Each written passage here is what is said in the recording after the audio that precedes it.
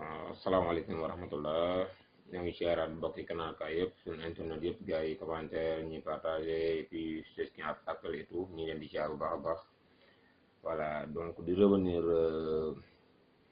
suñu marché bi ñu war a football suba ñun ak Colombie nga xamante ni suñu destin la ñuy jouer, donc suñu survie la ñuy jouer suba nga xamante ni donc marché bi pratiquement ñëpp war nañu xam ne muy demee donte jouer kuñ ko am nañ ci apprécié bu baax a baax ci nu match bi war a demee. Donc damay wax ñëpp ni ko am connexion nga tàppe suñu match Afrique du Sud du Sénégal, match bi noonu rek lay demee. Afrique du Sud du Sénégal, c'est-à-dire que suba la ñuy xam vraiment Aliou Cissé li ko gars yi di jëwee naan xamul dara, suba lay leer xam na dara wala xamul dara, parce que ñëpp nañu yaakaar ne suñu match contre Colombie noonu lay jafe. En réalité suñu match contre Colombie moo war a gën a yomb ci match bi. Je m'explique lu tax mu war a gën a yomb ci suñu match bi. Li tax match contre Colombie war a gën a yomb mooy ñëpp xam nañ li Colombie di jouer mooy tout simplement victoire par force ou bien mu toog, nul mu toog, défaite mu toog, victoire moo koy génne. lu mu mën doon na day génn. ñun nul moo ñuy génne ou bien victoire wala sax défaite boo xamante ni li ñuy dóor day néew la ñuy dóor bu fekkee ne dinañ dóor sax loolu moo ñu mën a génne. Maintenant match bi li koy joué question de par force du soog a temporiser le Colombie di jouer maanaam il faut que mu mener au Sénégal au score soog a jël maanaam soog a arrêté ay assoom soog a maanaam taxaw ne Sénégal garaawul léegi naa joué ay contre. Sinon Sénégal moom moo war a jouer comme moom maanaam bu dugalee ni muy jouer Sénégal, c'est-à-dire que comme ni Yékini doon wax naan yaa bëgg victoire, mais li mu naan yaay bëgg victoire yëpp terewul mu am lu nekk ci boppam ci maanaam nu may def ba nga laal suuf. Tey jii nii suñu match bii nii ñi ñoo koy jouer mooy match de flanc la ak boo rombee rond central bi chute de balle fi muy ñëw maanaam boo centré ba gars yi renvoyé ko bal bi fi muy delsi fañ koy passé ko delloo accès wala ñu fëggaat ko directement ci biir camp yi. match bi ligne boobu foofu lañ koy jouer mooy benn genre arc lay nekk entre benn genre triangle la mooy fi sentinelle bi di nekk ñaari excentré colombien yi foofu kese la match bi dañoo leen fa lañ koy jouer. léegi triangle bi day opposé wu donc day nekk benn triangle bu isocèle boo xamante ni ci sentinelle lu colombien yi maanaam Renato Carlos Sanchez fi muy nekk position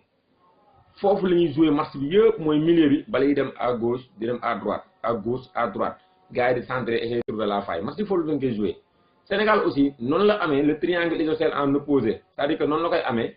mais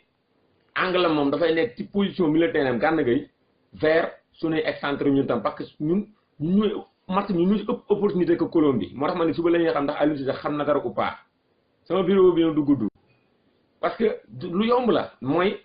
ñoom dañuy ñëw pour njattuñu, donc ñun en étant en surnombre suñu camp espace bi dafay tëju effectivement bu ñuy jéem a ñett loolu mooy am, mais espace bu tëju si ñun day terrain bi dafay ubbeeku seen côté, c'est-à-dire que il y aura trop d'espace ci côté Colombie, trop d'espace même. Et cet espace là maintenant toutes les équipes qui ont essayé de gagner créé nañ maanaam ñoom ubbil nañ ko équipe adverse bi. L'Allemagne l'a montré aujourd'hui et jël na ci 2 buts. Argentine mi doon jéem a sax imposer Nigéria moo jëlul ay chance am mais am na ko amati ko.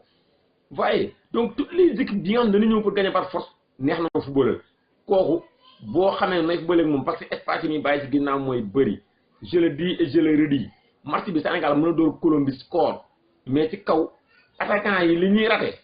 nañ ko baax nañ jëbal lu ko jaar fi mu war a jaar. man comme ñu amuñu meneur de jeu ngir yàlla ñu wut koo xamante ni rek deux touches de balle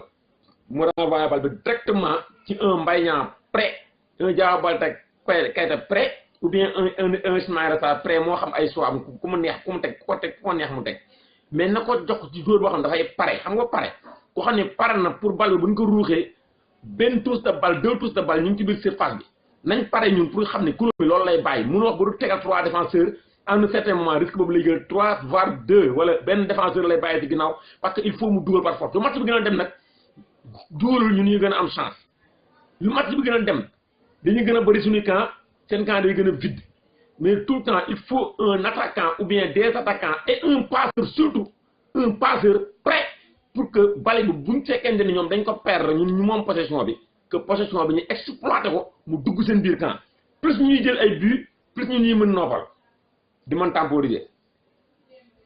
foofu nag fa laa mën a yem tey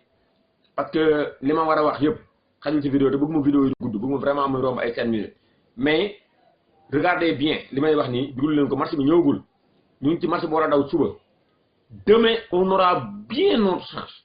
pour qualifier biñ maanaam amul kii xoolal espace yu yaatu la ñuy bàyyi ci ginnaaw dinañu jéem a tànc par tous les moyens défensivement buñ ko continuer danañ am ba sonn ay contre maintenant nag il faut que ñu am déchets techniques yi il faut ñu arrêté ko il faut que ball bu ñëwee jël suñu responsabilité téye ko def ñetti passe ñeent yegg seen camp loolu moom parfois dañu koy bàyyil te beneen bi mooy ñoom seen milieu terrain yi défensif yi milieu terrain défensif Colombie dañuy vulnérable parce que contre bu ñu bloqué bu ne carton la il faut les provoquer ay Sadio Mané li ñuy def Liverpool nañ ko def nañ dugal Diao Baldé il peut le faire sinon